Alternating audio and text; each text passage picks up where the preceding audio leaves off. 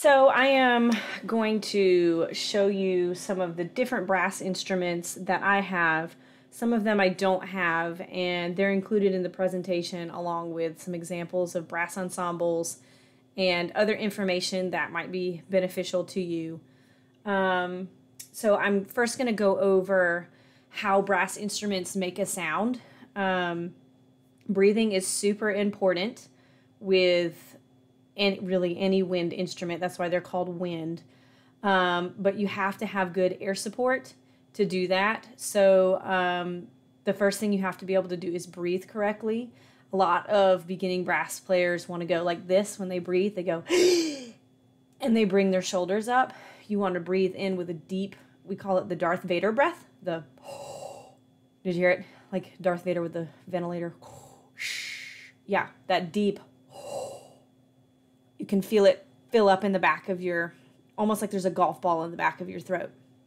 So you have to be able to breathe deep and push that air out, because what you're doing is you're going to buzz and you're going to have pressure built up in your mouth that pushes that air out. A lot of people, when they try to play any instrument, but a brass instrument, they'll walk up to it and they'll go like they're blowing up a balloon.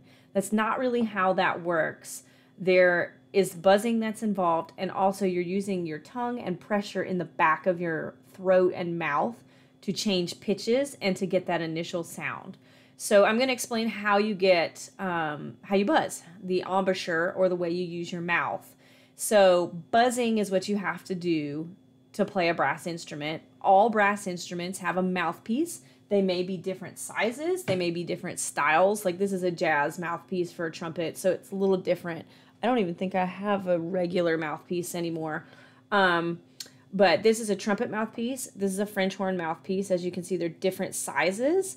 If I were to play a tuba or a trombone, they would be bigger mouthpieces. And what you do is, I want you to say M-U. Ready? Go. M-U. Now, the reason I want you to do that is to help you get the shape of your mouth. So M is the tightening of the corners. U is the pucker of the lips. M-U. So when you buzz, you're going to think about M-U. All right, so I want you to make a slow motorboat. Just go. Ready? Go. All right, now that you're done giggling and half of you didn't do it, let's try again. Ready? Go. All right, now you're going to make your motorboat go faster. So watch me first. All right, so make your motorboat go faster. Don't worry, you're going to spit all over. Ready? Go. Now we want your motorboat to go into hyperspeed. So here's my motorboat. All right, ready? Your nose is going to tickle and it's going to feel weird. Ready? Go. Okay, one of two things just happened. You just spit all over the place, and or you did this. Or your nose got really tickly and it just didn't happen. So let's work on taking our slow motorboat and moving faster. Ready? Go faster. Go faster. All right, hyperspeed, go.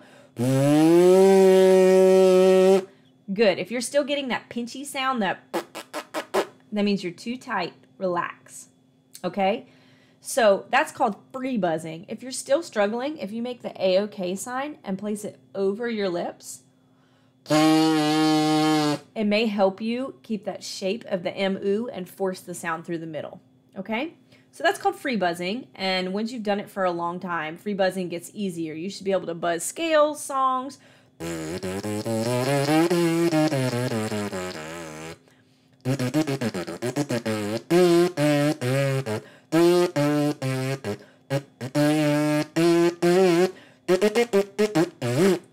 Okay? So then you are going to buzz into your mouthpiece. And again, M-U. You're going to place the mouthpiece over your lips and you're going to buzz.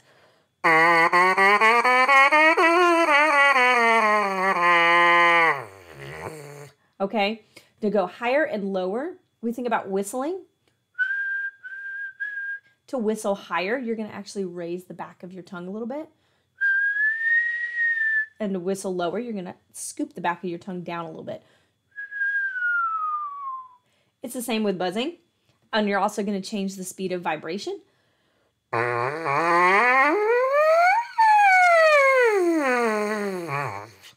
Okay, so that's how we change pitches with just buzzing. So then when it comes to the actual instrument, we have an instrument right here. This is the trumpet. The trumpet has a lead pipe. So the mouthpiece will go into the lead pipe. This is a tuning slide that is used to help you if you're flat or sharp. So I'm going to intentionally, hold on, let me make myself in tune. I'm going to make myself flat. Hear how that pitch dropped and it's lower. So if I was flat and I wasn't in tune with the rest of the orchestra or whatever ensemble I'm playing in, I need to push in, shortening the tubing so that it raises the pitch up. So I'm going to try to do it while I'm playing. And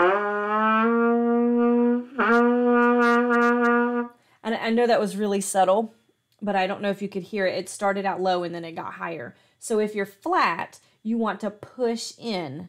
And if you're sharp, you want to pull out. The way we remember that is if you step on something sharp, like a Lego, you want to pull it out of your foot. If you are flat and your tire is going out of air, you want to pump it back up. So you need to push it back in, okay? And there's different tuning slides for different valves, which we'll talk about valves in a second. So this is the main tuning slide, and then like this tuning slide, you play anytime you use this combination of fingerings. This tuning slide would be a different combination of fingerings. And then you have valves. So trumpets have like piston valves. I don't know if you, sorry, I'm looking at the other screen because I have another screen open to look at to see this. And it's got holes. So when I push down, the holes line up based on what combination I push down, allowing air to go through it, which changes the pitch.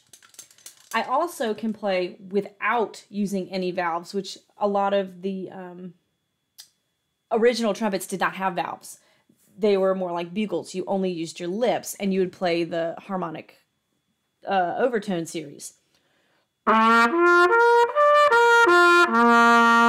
And eventually later they added valve combinations.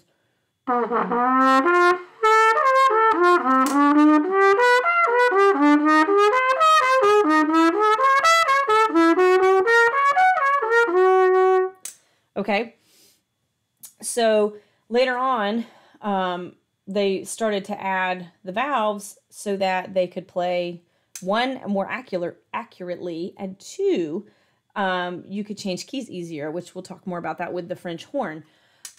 Trumpets are known for their literally brassy, brash sound. They can play as low as like an F sharp, which is a more clear sound. They can play something called pedal tones.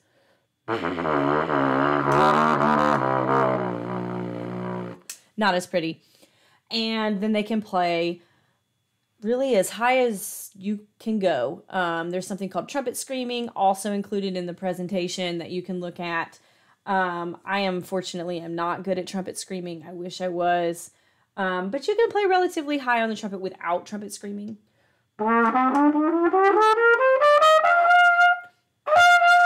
That's as high as my face is going today. That's sad. I need to practice.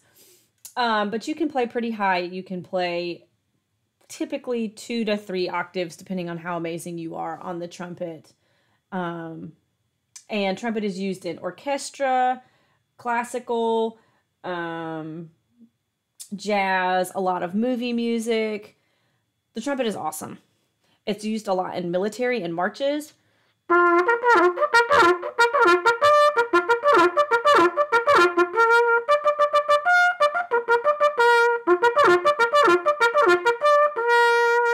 Again, all of that I used without valve combinations. I was just using my lips and buzzing over. But it's used and everything. I can't even go over the number of amazing opportunities you can hear the trumpet. But I hope now that you've heard it, maybe you can listen to some music and pick out the trumpet. There's all sorts of different types of trumpets. Most trumpets are B-flat trumpets, but there are C trumpets. There are also some really fun things. There is the bugle, which is used in the military, which has no valves. This is my new favorite toy. It's called a pocket trumpet. Here you go. This is a more traditional trumpet mouthpiece. And a pocket trumpet is just that. It's just cute and small, and it pushes together. It does all the same things as a regular trumpet. It's just little.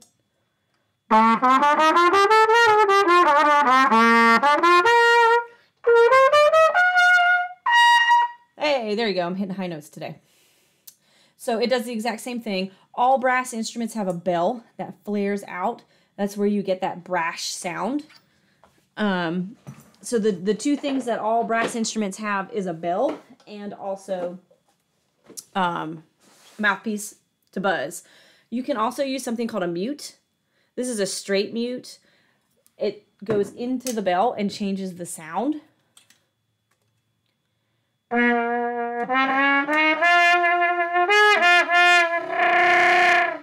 Also, that's called growling, where you take your tongue and you go.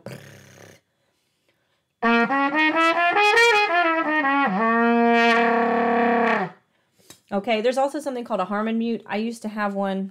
It died. But it gives you that more jazzy sound. You can also do wah-wahing with your hand. Okay. Sometimes you'll see plungers. Don't worry, they're not used plungers. But the bottom of a plunger, they'll put over top of it and do that wah-wah sound. It's used a lot in jazz music. So we do things to manipulate the sound as well to make it different. You've probably heard Sleigh Ride, the horse. No, I don't know if I can do this today. That's a trumpet. And they do that by pushing the valves down halfway. We used to call that making it sound like a seagull. You can make like a... Okay. So there's all sorts of really neat things that brass players do to manipulate the sound. Another instrument that we're going to look at is the French horn. All right, now what did I do with my... Oh, it's right there. My mouthpiece is in front of me. Okay, so the French horn is similar to the trumpet. It has a bell, just much larger. It also has valves, but they're a little bit different. These are called rotary valves. And I'll show you me pushing them down. See how it looks a little bit different. The springs are different. There are still holes in them, but they have string that move them up and down. You can get mechanical valves. They're not as popular because they just don't work as well. They tend to have a lot of issues. And then you'll also notice that there is a ton of tubing on the French horn that's different than the trumpet. The reason it's called the French horn is it used to be used in hunting, just like the trumpet was a hunting instrument. It was manufactured by the French most popularly, so they started calling them the French horn. There's a snobby kind of thing. If you go to music school, people will be like, I'm not a French horn player, I'm a horn player. It doesn't matter. You're the French horn player. It's not a big deal. So calling it the French horn is totally acceptable. If anybody ever gives you issues about saying, well, it's a horn. It is a horn, but it's the French horn, okay? So the same thing. This also has a bunch of tuning slides, and each slide, this is easy because each slide lines up with the valve. The French horn is unique. I don't know if you can see that. There's two sets of tubing because this French horn has an F side and a B flat side. You can just have F side French horns, but more modern horns now have a B flat side. I see that my B flat side is sticking. And so the B flat side, you use something called the trigger. I'm trying to show you. I don't know if you can see it. That's the trigger that is sticking on mine currently. And the trigger is what switches it to the B flat side. You don't push the B flat side all the time. It's really just after you go past a G. So you'll see me push it, but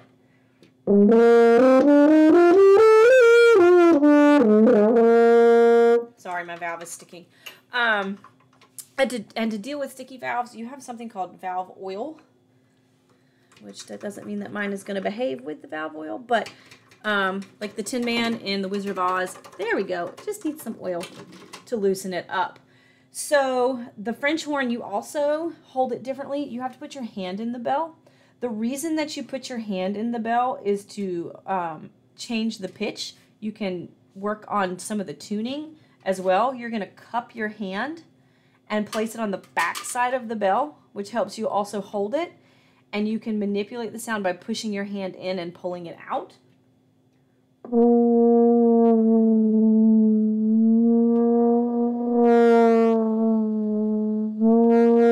Okay, so you should have been able to hear it go up and down some.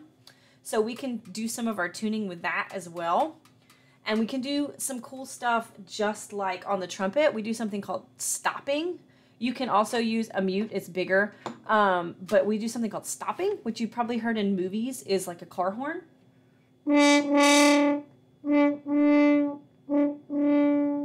And that's by placing my hand all the way deep into the bell, and that changes the sound. The French horn is honestly my favorite, and it's what I majored on. I geek out. Every movie you listen to has horns in it, and if it sounds epic and strong, which by the way, horn means strong. If you look in the Bible, it talks about the horn a lot, the horn of salvation. Horn means strength. So, kind of biased about how cool this instrument is. Although the trumpet is used 62 times in the Bible and is often referred to about announcing, you know, it's used in Revelations. So trumpet is also really awesome. But the horn, if it sounds majestic and regal and strong and powerful, it's the horn.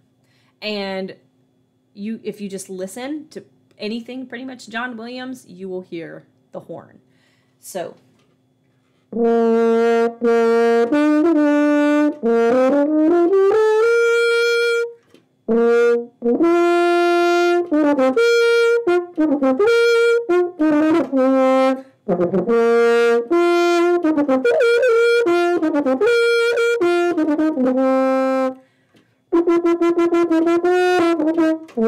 Harry Potter, Star Wars, there's so many epic horn solos out there, and if I was there with you, I would have it all pulled up and we would be playing them and listening to them. But this is the horn, and it's pretty awesome. And again, it's just like the trumpet. It just has a little bit different sound because of the length and the tubing and the F and the B flat side. But it's awesome. The other instruments that I don't have is the trombone. And the trombone does not have valves. It uses a slide to go in and out. And there are 7 positions. So the first position would be up here. And then 2 would be out a little bit more, 3 a little more, 4 lines up with the bell, then 5 out a little more, 6 a little bit more, and 7 is all the way down. So you would, if I was to play a B flat scale, I would say 1, 7, 6, 5, 4, 3, 2, 1. Okay? The trombone is lower. Again, the bigger the instrument, typically the lower it goes. So trumpet would be the highest, then you have French horn in the middle, then you have baritone and trombone, and then tuba, which I also don't have, but tuba, which is the ginormous one, ginormous bell. Again, the bigger the instrument, the bigger the bell, typically the lower it's going to play. And they all are played the same. The fingerings are pretty much the same, which is really cool. So you can just about pick up any brass instrument and you should be able to play it because the fingerings are almost the same or pretty close. The only difference is the trumpet is a trumpet, French horn, or treble clef instruments, and the trombone, baritone, and tuba are bass clef instruments. So the fingering for a tuba for a B flat on a tuba is open and a C on a trumpet is open. So you would have to transpose a step apart, which is a really complicated way to say they all relate. So these are the brass instruments. The rest of the presentation will give you a little bit more information and some extra examples. Maybe in the future I'll be able to be there and go over a little bit more with you, but I hope you enjoyed learning a little bit more about the brass family.